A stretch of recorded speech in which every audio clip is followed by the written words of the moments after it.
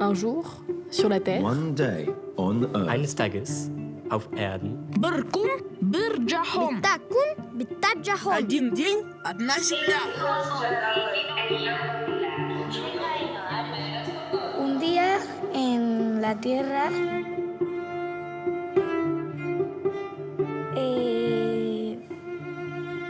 en una ciudad hay una casa donde habían árboles y... Marta is reading from The Book from the Ground, a novella by the famous Chinese artist Xu Bing.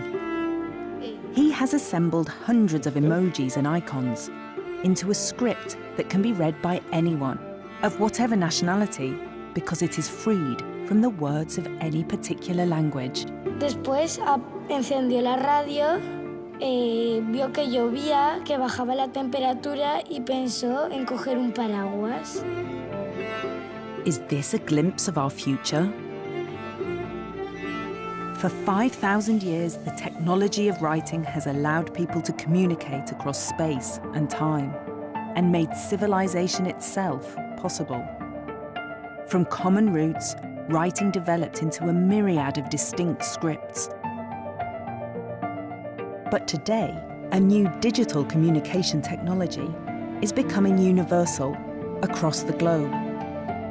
Will this new technology bring a new, universal way of writing? And as writing changes, will we change with it?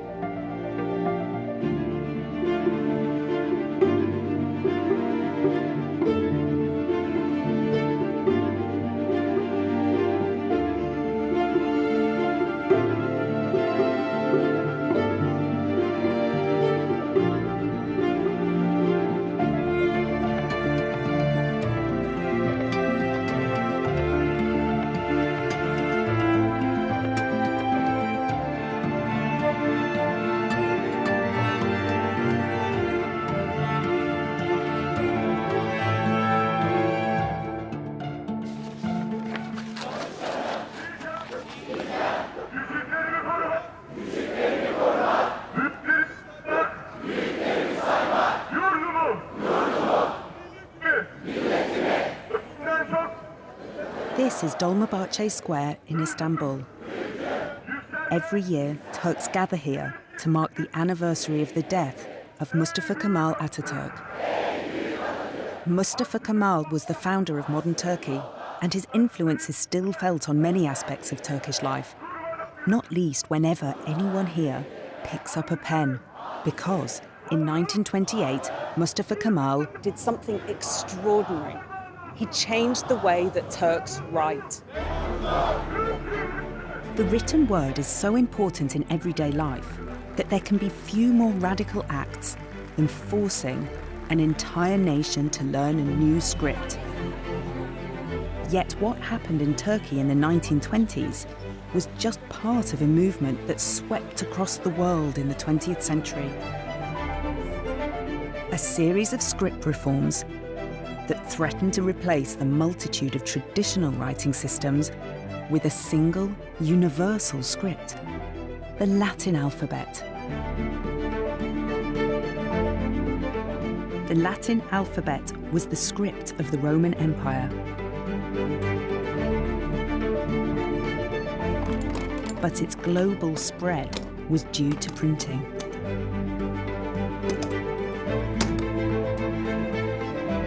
It was because Latin letters turned out to be easier to print than other scripts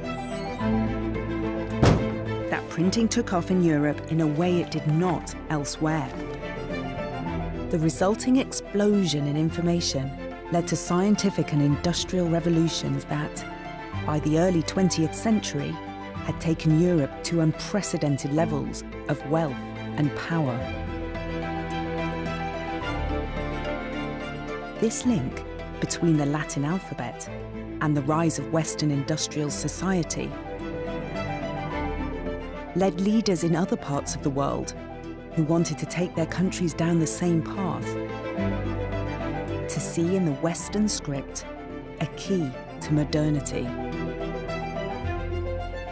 the Latin script. It's a Western thing, and even the idea of modernization is so much geared towards the West. 知识分子觉得古老的汉字无法适应西方的文明。 Could adopting the Latin alphabet be a shortcut to mass literacy, mass communication, and a modern society? Or was changing the script a recipe for confusion and conflict?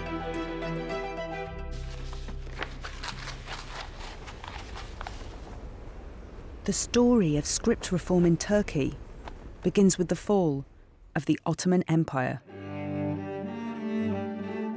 For more than 600 years, the Ottoman Turks had ruled vast territories that at times included much of southeastern Europe, West Asia, and North Africa. But then came the First World War. With military defeat at the hands of the Western Allies, Turkey lost its empire and gained a new reformist leader in the shape of Mustafa Kemal. Mustafa Kemal is an Ottoman officer. His project is basically to combine his own political ambitions with some kind of a modernizing agenda for what remains of the Ottoman Empire, and hence the desire to set up a modern, westernized writing system. Mustafa Kemal's plan to westernize the Turkish writing system built on decades of dissatisfaction with the way that Turkish was written. Since the very beginnings of the Ottoman Empire, its rulers had chosen to represent the Turkish language with the script of the Quran, the Arabic alphabet. But spoken Arabic and spoken Turkish are two very different languages. The problem for Ottomans is that Turkish is not very compatible with the Arabic script. I mean, it's almost diametrically opposed in the sense that Arabic has an incredible number of consonants, and on the other hand, it has a very limited number of vowels. By contrast, spoken Turkish employs limited consonants, but a large diversity of vowels. Vowels which are not represented in the Arabic alphabet. The idea that the Arabic script was a mismatch was something that was more or less recognized by members of the elite. The Ottomans had been toying with the idea of reforming their alphabet for at least 50, 60 years. But Mustafa Kemal was not a man for half measures. Rather than reform the Arabic alphabet, he decided to replace it completely with the Latin alphabet of the West. It's in the summer of 1928 that he came up with the idea, and then it's like a PR campaign because he travels through Anatolia and his instrument is the blackboard. There's a fascinating photograph. It's become iconic where you have him pointing at the new letters. With the Latin alphabet, it was easier to spell Turkish words phonetically, which it was felt would make it easier to learn to read. There was little grounds to really oppose the logic behind this transformation, given that 90% or even more of the population was illiterate. It was very rapid, almost overnight. I think it took 1 year for everybody to adjust, including the press. Overnight, you are told that you should insert more and more Latin script, so you can still keep, the usual Arabic alphabet. But at the end of the year, you're going to have it all in the Latin script. For Mustafa Kemal was not content with introducing a new script. He was also determined to ban the old one. And by 1929, Arabic script is outlawed. It is outlawed. You cannot use it. At first sight, it seems unnecessary to ban a script, which literate Turks had been using for centuries. But Mustafa Kemal was aware that the meaning of the Arabic script was not confined to the words it represented.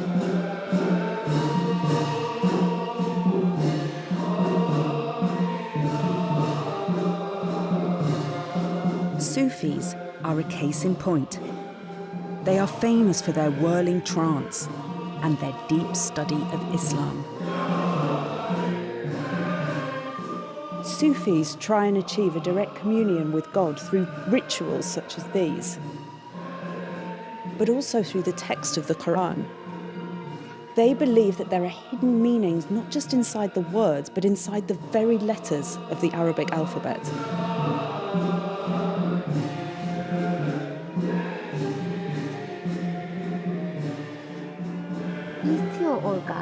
Jamal Nur Sargut, a renowned Turkish Sufi writer, told me something about the sacred significance of Arabic letters. Arap alfabesinde her bir harf, 29 harf, Allah'ın bir ismini. And the meanings multiply. For example, many chapters of the Quran begin with muqatta'at.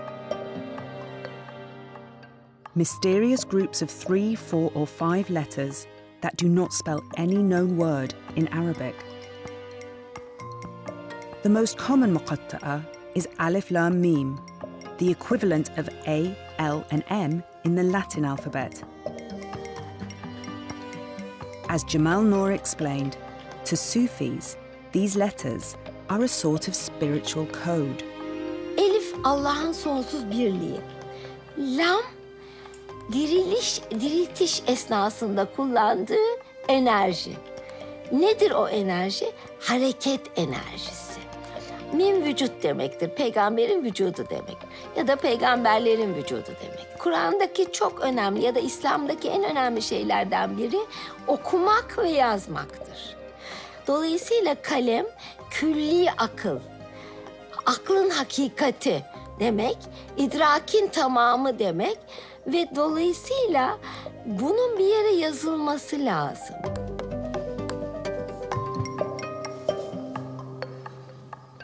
The spiritual connection between script and religion extends to the act of writing itself. Mahmud Shaheen is a Turkish calligrapher, but 80 years after Mustafa Kemal's script reform, he still writes mostly in Arabic letters. Yazı sonuçta sanat. Yani bizim şu anda yazdığımız sanat çok matematiği olan, çok işte ruhani hendese dedikleri geometrisi olan, tabii mutlaka ilahi kaynakları var. Kalem olmadan medeniyet olmaz. Even the materials used in writing acquire sacred significance. Biz kalemimizin yongasını ve yazı yazdığımız kağıtların kalan parçalarını atmayız. Biz bunları biriktiririz ve vefat ettiğimiz zaman bizde İslam medeniyetinde işte yıkanma, yani cesedin yıkanması vardır. Bunun da suyuna gasil suyu deriz. Bu gasil suyunun ısınması için bu artan parçalar kullanılır.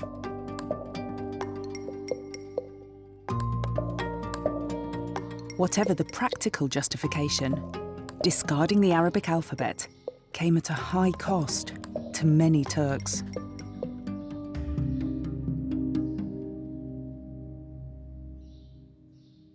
There's, of course, the psychological, cultural trauma of people who are highly attached to their religion, for whom the language, the script, is not just a script. It is the script of the Quran.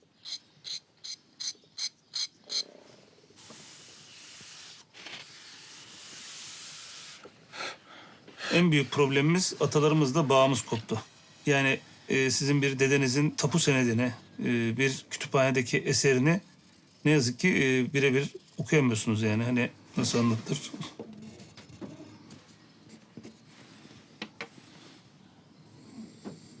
Şu anda gördüğümüz gençlik atalarının mezar taşlarını okuyamayan, dedesinin mezar taşını okuyamayan bir nesil yetişti.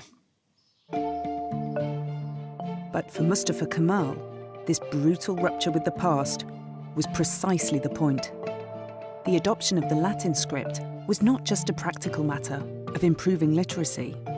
It was also an attempt to alter the trajectory of Turkish history, away from its Islamic past towards the kind of secular, technological society that was being created in Europe.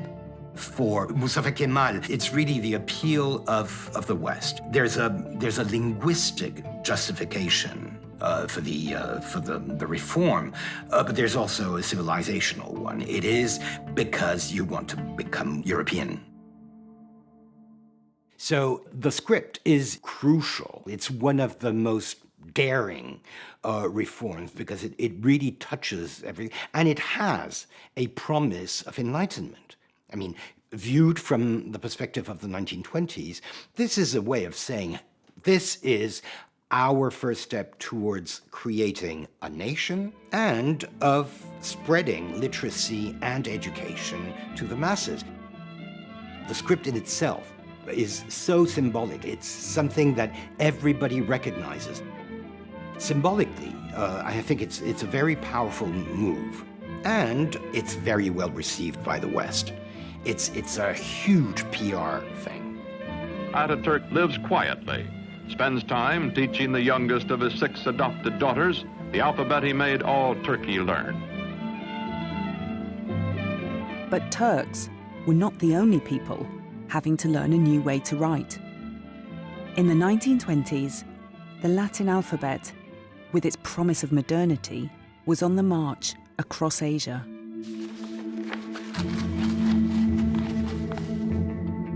The story of what happened next illustrates the power of script to shape who we are.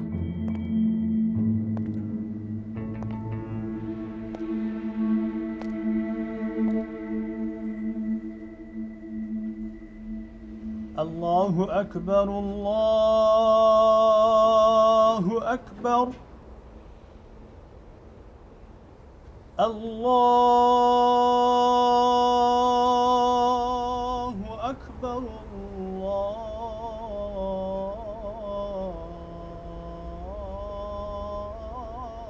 Allahu Akbar. Ashhadu an la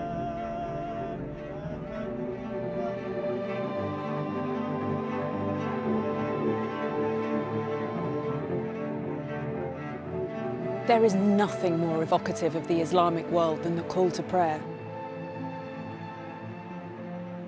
But there's something else that tells us that we're in a Muslim country. The Arabic script is everywhere. Because script isn't just a means of communication, it's a badge of identity. And with a change in script comes a fundamental change in identity. This is Bukhara in Uzbekistan, once an important oasis city on the Silk Road between China and the Mediterranean.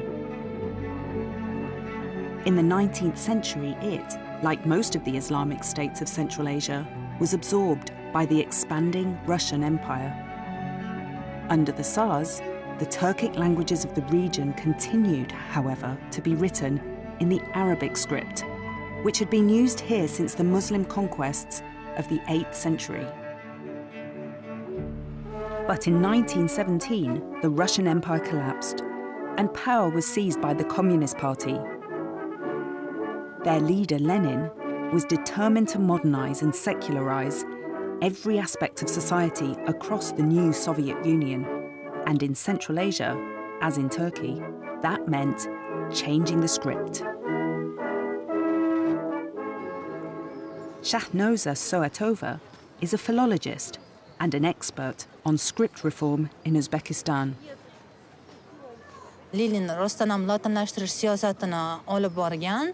Uning maqsadi o'sha chor merosidan qutulish, o'sha butun dunyoni o'sha paytda lotinlashtirish g'oyasi bor edi. O'shalarni hammasini birlashtirish va revolyutsiya g'oyasini Yevropaga, G'arbga mana shu alifbo vositasida eksport qilish uning asosiy maqsadi bo'lgan. Endi o'sha paytda bu amalga oshdi. Bundan keyin mana 29-yilda o'sha SSR rahbariyatini lotinga o'tkazish qarori chiqdi. Shuni ortidan As in Turkey, the new script was part of a literacy drive. But as in Turkey also, it created a brutal rupture with the past. For the Arabic script is quite literally woven into the fabric of cities like Samarkand.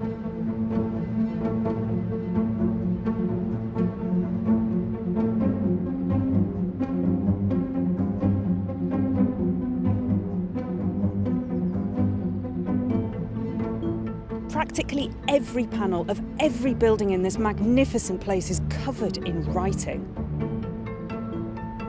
It's a masterpiece of Arabic calligraphic art expressed in architecture.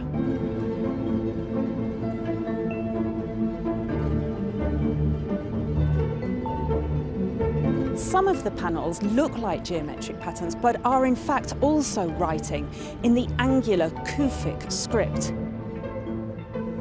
For example, in the very middle of this pattern above the gate is a lozenge where in the middle, in dark blue, is the name of Allah 4 times, made to look like a repeating pattern. And around the side of that lozenge, picked out in turquoise, is the name of Muhammad.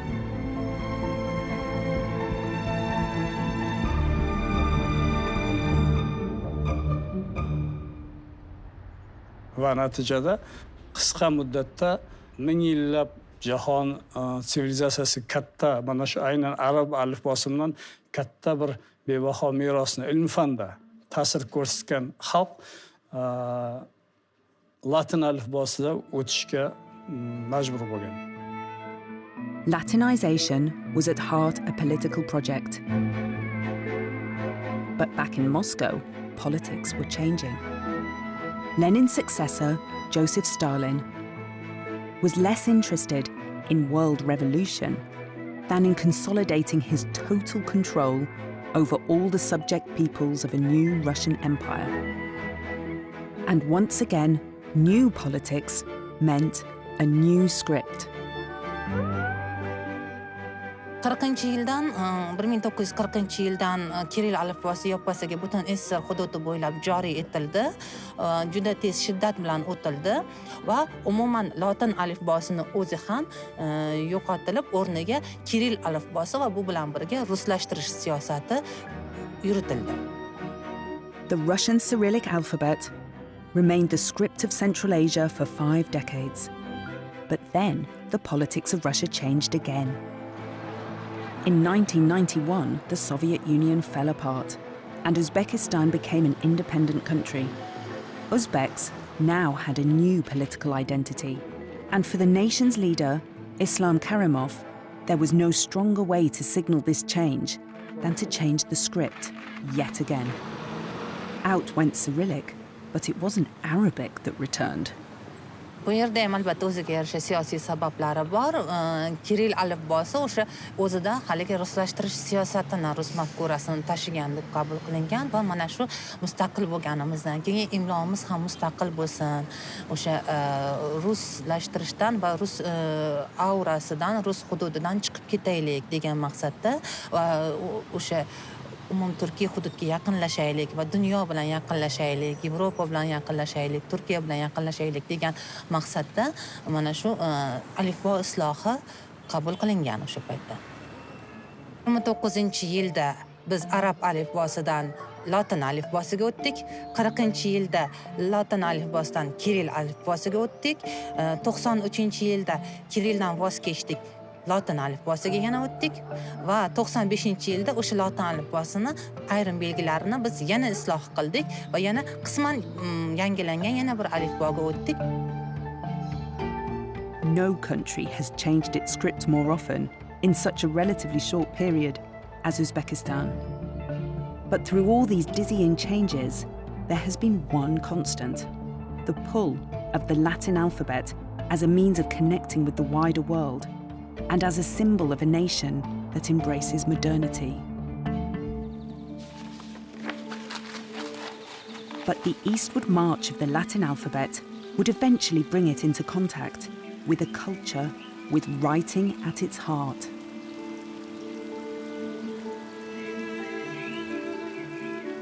In any park in China, it's not unusual to find people of all ages writing words in water.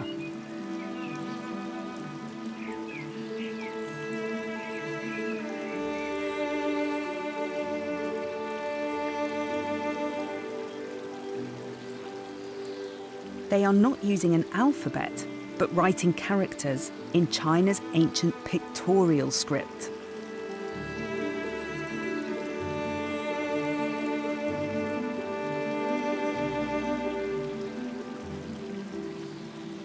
"在中国呢，就是因为汉字呢，它实际上是最后发展成了一个最精要和最没有杂质，和这个就是你不能够通过你的写字来掩盖自己的任何毛病的这么一种形式。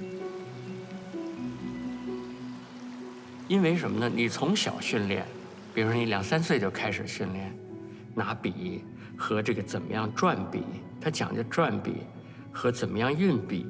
这个时候呢，你如果从小一直在训练，一直在训练，你的肌肉就是和没有训练的人是不一样的。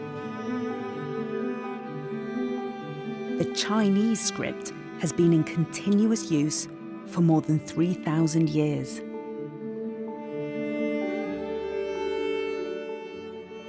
那我们看西方的，包括古埃及的文字，包括楔形文字，就是美索不达米亚的那些文字，他们的文明在一定的时候都中断了。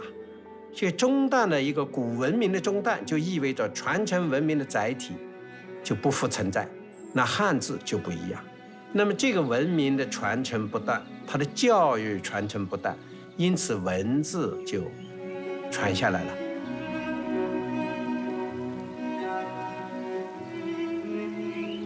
But for much of the last century, those who ruled China were determined that the ancient Chinese script would fade away to be replaced by something simpler.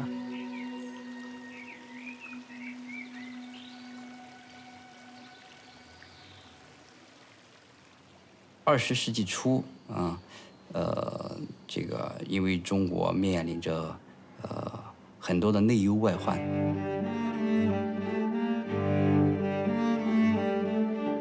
China had yet to industrialize. The people were still living a traditional way of life.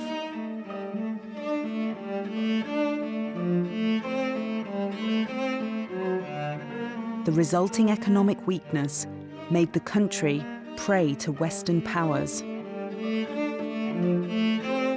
很多的中国的文人学者就开始思考中国为什么落后。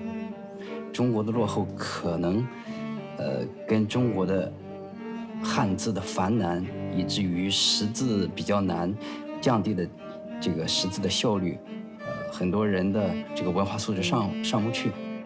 Popular discontent at the decline of China exploded on May 4th, 1919. The streets of Beijing were filled with protesting students, demanding radical change. It was a moment that heralded 30 years of political turmoil that would lead to civil war in China and a war between scripts. 很多的人在试验各种各样的这个文字改革方案。那么最高潮的时期是在5·4运动前后，那所谓的1919年吧。这个过程中呢，就是说提出来要这个汉字改革，要废除汉字，有部分学者就是完全学习西方文字。The most enthusiastic partisans of script reform were the Communist Party of China. They turned to their ideological allies in the Soviet Union, who had already Latinized the script of Central Asia. 那到30年代，拉丁化新文字，这是有一部分人就在苏联，在那儿创造了一套拼写汉语的拉丁化方案。The new system was designed to make reading and writing easier by spelling out words phonetically. It was called Latinhua Sinwenz, Latin New Writing. 当时那个30年代推广的时候，共产党是支持的，因为共产党它是立足于为人民做事情，当时的考虑还是比较简单，这个课本前面就有一段话，要赶快消除文盲，应该要提倡新文字。中国字拉丁化，因为中国四方字就方块字实在太复杂了，太难学了。我们相信拉丁化是消除文盲唯一的好工具。这一段话是毛泽东提到的这个。As Mao's forces marched south, conquering more and more territory, Latinhua Sinwenz followed behind. It was used in newspapers, books, in school textbooks, and in railway timetables.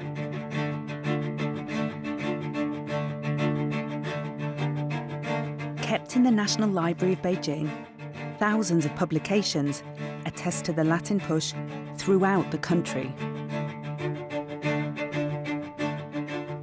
The librarians were kind enough to let me look at a few of them, dating from the 1930s to 1950.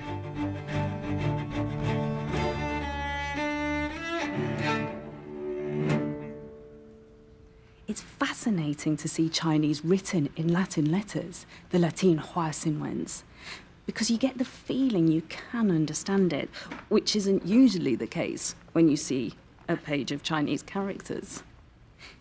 It feels more familiar, and that's made more so by the fact that this content is sprinkled with words that I can understand. Stalin, Truman. But there is a range of content. There is a lot of poetry.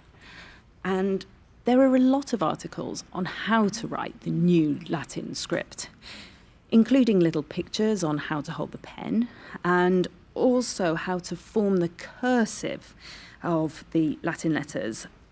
Interestingly, a lot of them have the order of the strokes, 1, 2, 3, which is something you see in school books for Chinese characters, where the order of the strokes is very important, but not something so common in the West. What is obvious is the overtly political nature of all of this.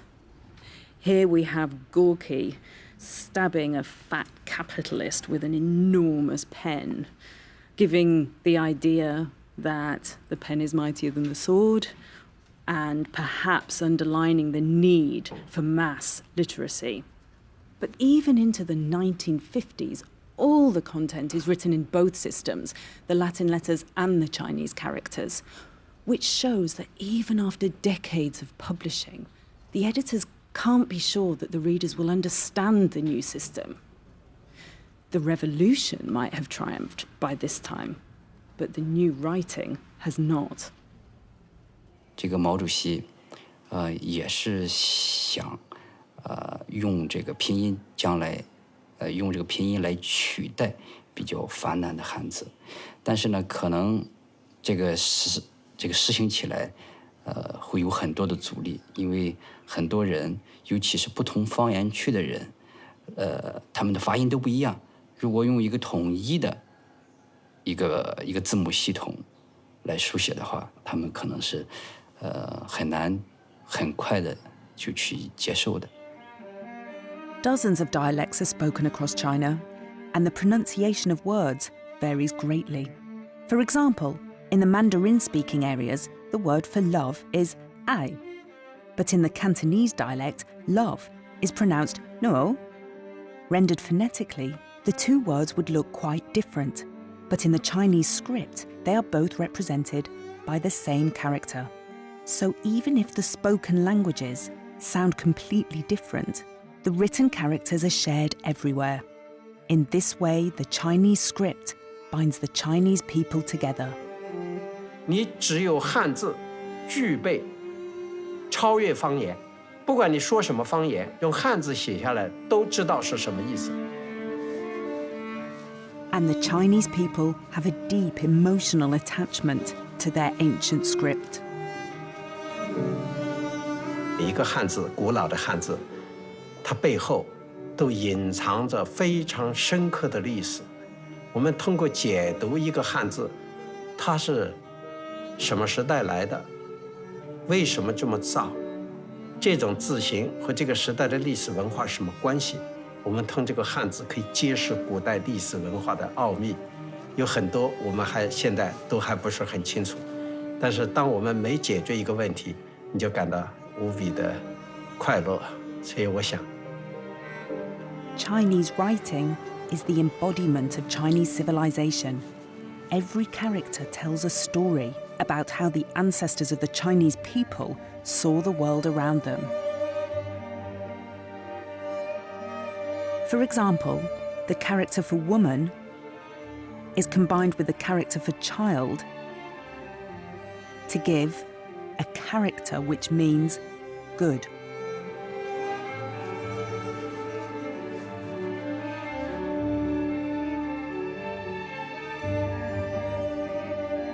The character for field,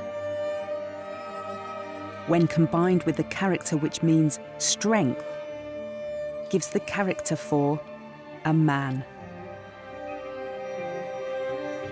中国的历史文化全都是汉字记录的，如果你用拼音化，这个历史就中断了，所以当然受到了反对。In 1949, Chairman Mao declared the birth of the People's Republic of China. The communists had been victorious. But by this time, Mao had quietly buried Latin Huasinwenz. The cultural cost of abandoning the Chinese script was too high a price to pay for the supposed efficiencies of the Latin alphabet. But that left the problem of achieving mass literacy with a complex script, which throughout Chinese history had always been the province of the elite.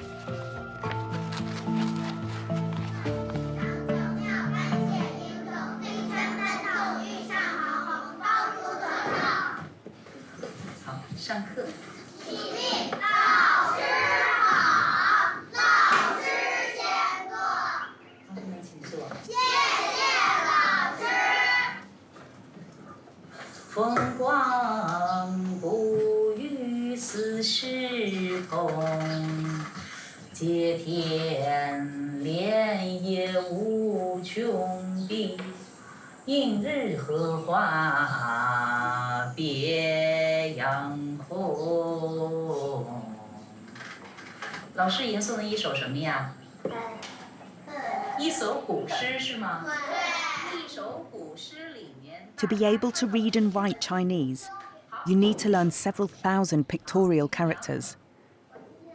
It seems like a daunting task for a 6-year-old. 无论你怎么讲，到最后海都是会回归源头，就跟这个水回归源头，它是从石头里渗出的泉水。这个是什么？飞溅在石壁上，我们这个叫水。王一安，你错啦。那么看一下，王一安说：“老师，怎么样子？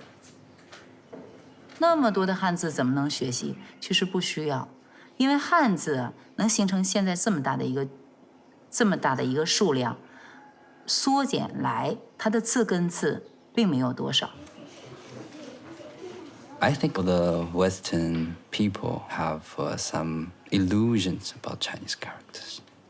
In the biggest character dictionary, we have about more than 50,000 Chinese characters. That's a very big amount. But if you consider the basic units, the basic elements, it's not too large. It's about 300 basic elements. So it's not so complicated as some Westerners think. So what is that? Fruit basket, orange. Orange. Grapes. Onions. Dr. Thomas Hope is a neuroscientist interested in how we read. He agrees that it's easy to overstate the differences between scripts. Perhaps the most obvious difference between pictographic and Latin scripts is that the Latin scripts have only 26 letters, whereas your pictographic scripts appear to have thousands and thousands of characters. But of course, you can't learn to read just by learning the letters. I know this, I've been watching my children learn to read. That is a hat. it's not enough. You have to learn to understand and recognize the words too. And once you've got to recognize the words, well, there's thousands and thousands of them. So what that means is that the actual learning problem you have to solve to achieve skilled reading is at least roughly similar across these two scripts. As a scientist, Thomas is interested in whether brain science can throw light on the question of the accessibility of different scripts. For him, a key experiment was devised by Dr. Tai Toomey, who came up with a way to compare how the same brain works when it is reading a phonetic script compared to when it is reading a pictographic script. It takes advantage of the fact that Japanese readers have to learn both types of script. In my Japanese experiment, we asked the participant to read a Japanese word written in either kanji characters or hiragana kana characters, and we compared whether the brain activation is any different. To write their language, the Japanese used Chinese pictographic characters, which they call kanji. But in most texts, these kanji characters will be found alongside letters called hiragana kana, which spell out words phonetically. For example, the pronoun I can be spelt phonetically with 3 kana letters, Watashi, or represented by a single kanji character. Watashi. There are only 50 or so kana characters, and it's always nearly 100% correspondence between the letter and the sound. So once you know what each kana is, you can read everything. But the kanji characters, there's no relationship between the print and the sound. So we're trying to understand whether when Japanese people read Japanese kanji or Japanese kana, do they use different parts of the brain? 3 areas of the brain are particularly important for reading. 2 are associated with the senses of sound and vision.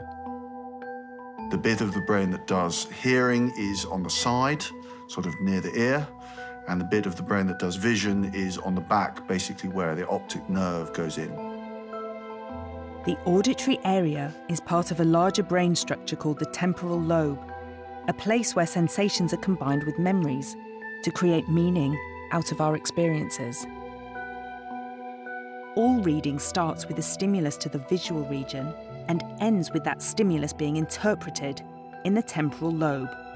But that stimulus can travel down 2 different pathways, directly from the vision area to the temporal lobe, or via the auditory area. It's tempting to assume that reading phonetic hiragana kana characters would activate the auditory pathway, whereas the direct vision to meaning pathway would be activated by picture-based kanji characters. But that's not quite what the experiment showed. I did assume that the way that we read sound-based versus a pictographic language would just be completely different. And it just turns out maybe not so much. Instead, all 3 areas are active, irrespective of which type of script is being read. We use the same set of regions, so the network itself is the same, but the use of the components was slightly different depending on the script. When the subjects were reading the more phonetic scripts, they tended to prefer just a little bit more the sound pathway. And when they were reading the pictographic scripts, they tended to prefer just a little bit more the visual pathway, but we're still using them both. Dr. Toomey's experiment suggests that our brains are doing similar work, whether reading words represented by Chinese characters or spelled with a phonetic alphabet. The 2 writing systems are equally easy or hard to learn. Revolutionary political leaders like Lenin and Mao once saw the Latin alphabet as a necessary ingredient of a modern society. But it seems that the key to mass literacy is, after all, not the alphabet. It's mass education. Just send people to school. And if you send people to school, it turns out they can learn to read pictographic scripts as well as we can learn to read an alphabetic script.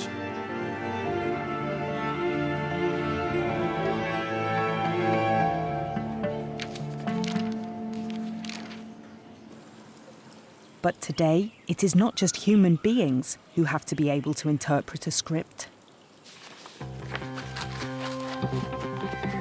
While it is true that the computer can be called a kind of brain, although a very limited one, in order to solve any problem, the computer must first be instructed by a human programmer who has painstakingly and logically analyzed the problem. In America, in the 1960s, the foundations of the internet were being laid. The native script of computers is a simple binary code of ones and zeros. But in order to facilitate human interaction with computers, American computer scientists developed ASCII, the American Standard Code for Information Interchange, which allows communication with computers using human language, language written in Latin letters. This universal standard meant that, for many decades, using a computer meant using the Latin alphabet. That legacy is still powerful today. In this cafe in a district of Cairo, a group of young people are using Latin letters to write Arabic words. This new way of writing a language that has always been written using the Arabic script is called Franco. إذا تكتب رسالة إلا أصدقائكم تستعملوا حروف عربية ولاتيني فرانكو يعني شو تستعملوا؟ الاثنين. الاثنين؟ فرانكو ساعات عربي عادي يعني. شو الفرق بين الفرانكو والعربي؟ فرانكو بتبقى نطقها عربي برضه بس هي بتتكتب بس يعني بتتكتب بحروف انجلش بس هي نطقها عربي برضه فيعتبر كأننا برضه بنتكلم عربي يعني فرق في طريقة الكتابة بس. The beginning of the Franco-Arab was with the Arab gamers. They didn't have the Arabic keyboard. So the Arab gamers just invented the Franco-Arab. فرانكو كان جديد فالشباب يعني فوق ال 26 27 الناس دي بتبقى اقل شويه ما بتبقاش عارفه قوي زينا مش بيستخدموه كتير الناس اللي هي مثلا فوق ال 30 سنه بيعتبروها حاجه كول يعني بتبقى كول اكتر لما بيكتبوا فرانكو يعني بقرا بصعوبه جدا بالذات لما بيكون في حوار كبير ومثلا بيبقى صعب جدا بالنسبه لي بتضايق بس يعني اصحابي اوقات بيقولوا لي مش بنعرف نكتب عربي فبيبقى بضطر ان انا اقرا بقى الفرانكو بتاعهم كده. I just don't like to use it. I really love talking in Arabic, writing in Arabic. This is like me. This is who I came from, and this is the whole thing is about. I don't like talking in Franco-Arabic. It's so weird.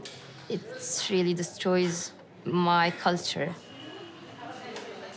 The desire to use computers pushed young Egyptians into using the Latin script. And something similar is happening in China, where technology threatens to do what even Chairman Mao could not: persuade the Chinese people to embrace the use of Latin letters. They are the basis of the successor to Latinhua Sinwen's, another phonetic script called Pinyin. 拼音是用来拼写汉语汉字的辅助性工具，就是你手机、计算机现在用拼音输入是比较明确的。这个拼音输入以后，它转化跳出来是字码，因为我们知道文字是要书写的，但我们现在不是写字，是打字。For young Chinese especially, using the Latin alphabet has become second nature. 我以为这个是一个凡人的功能。我爸都用写字。我现在生活可能会更依赖于就是用电脑用键盘去记录我的想法。俺也都是就是为英文设计的嘛，所以我们在打字的话也只有用汉拼音打。Chinese 是比方说牙膏 is 这样写，is 像画画一样，那是汉语拼音。So 这两个是不是一样的东西？So I can 说怎么说，其实有时候并不代表我怎么能写。But English 我能说一般就可以写出来了。As a simple phonetic system, Pinyin is attractive, but it poses a threat to traditional Chinese writing.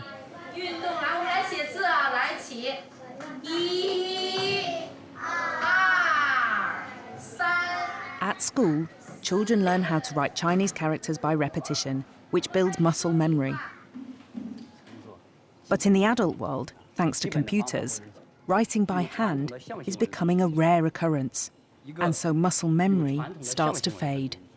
就比如说，我有时候上课的时候，确实会偶尔会突然想不起，在板书的时候啊，突然会想不起某个字怎么写来。作为一个老师，作为一个研究文字的老师，会感到非常的尴尬。咱们来玩个好玩的，试试看，你们一人可以拿一个笔，来个纸。要听写啊！啊？你们小学生应该写的比我好。小张纸啊，有啊。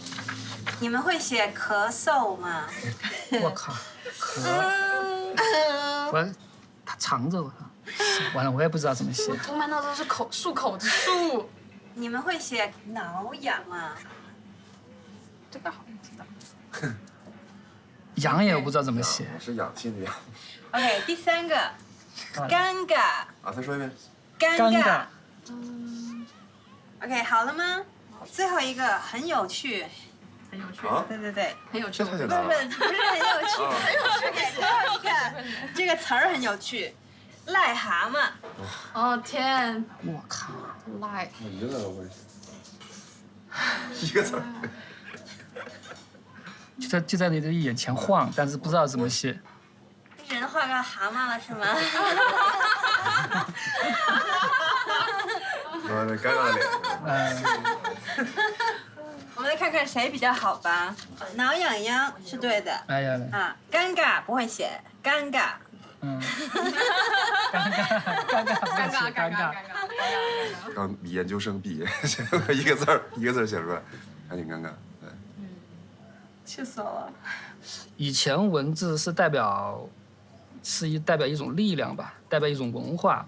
如果你不会写字的话，就代表你可能你在这文化水平是不到一种层面，是在下面的，这跟你的社会的地位可能都有关系。但是你在现在想，我们现在其实已经不需要这个，就你能写文字的能力了，因为有其他的工作能辅助你完成这些东西，比方说拼音。The seductions of technology are leading even highly educated Chinese to forget how to write their ancient script. 就大部分时候我在用语音输入法。Could what's happening today in China be the future of writing everywhere? With new ways of creating text becoming ever more popular, will there soon be any need to learn to write at all? 科技的力量。很有趣。The Chinese artist Xu Bing has explored the future and the past of writing in 2 remarkable works. The Book from the Ground is a project in which Xu Bing created a pictographic script from emojis and icons, and then wrote a short novel entirely in his new script. 今天是新一轮的象形文字的时期。His work explores the idea that modern life has finally allowed the creation of a universal script of images. 你面对那个作品，你阅读的水平呢，不取决于来自于哪个文化背景。The story, a comic tale of a day in the life of an office worker, can be understood by anyone, regardless of what language they speak, because the icons are designed to be universally recognizable. But the book from the ground suggests that a world of perfect communication is also a world of cultural uniformity. 我和你由于成长的背景不一样，或者说血缘的基因的不同，而我们的吃东西的喜好和我们的说话的喜好是不一样的。那将来，那我们就变得更一样了。那自然人的这种文化区别就变得不重要了。我们的人都被改造成了 icon 人了以后。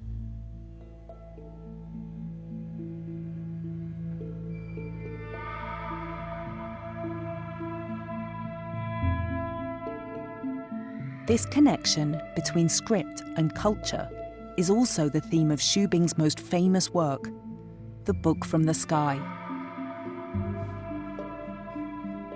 所以呢，我当时就特别想做一个自己的书，来表达我对文字、对书籍的感受。大家都喜欢管它叫天书，因为在中国呢，习惯上就是看不懂的书，或者说不懂的事情，都管它叫天书。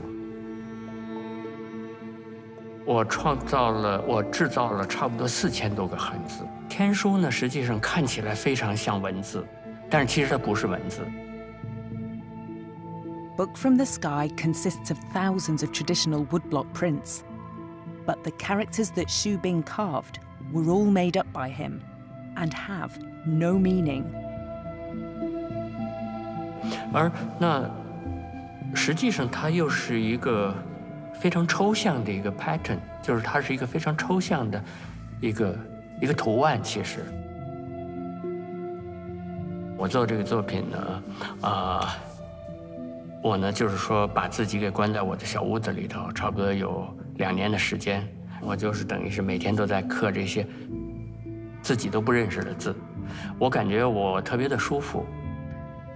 这本书呢里面呢藏着很多秘密，它虽然没有内容，但是它整个的结构和它的页数和它的这种目录和它的这种每一个章节的 title， 它里头是极其的严格的，就是它是非常严格的一个结构，管理着这些谁都不认识的字。最后一册呢一共4册，最后一册是字典啊，这些字典呢就是那些小字在注释着这些大字啊，就是这些不认识的字在解释这些不认识的字。We think of writing as a means of communicating what we want to say. Looked at in this way, all that really matters is efficiency. But there has always been more to script than language. For 5,000 years, scripts themselves have been a repository of cultural and religious identities that cannot easily be put into words. This is the hidden power and value of script. For when we write, we express who we are in every word and in none. The book from the sky says nothing, but nothing could be more expressive of Chinese culture. 其实古代的禅学的一个沟通的方法，最重要的方法之一，就是说我通过不沟通达到沟通。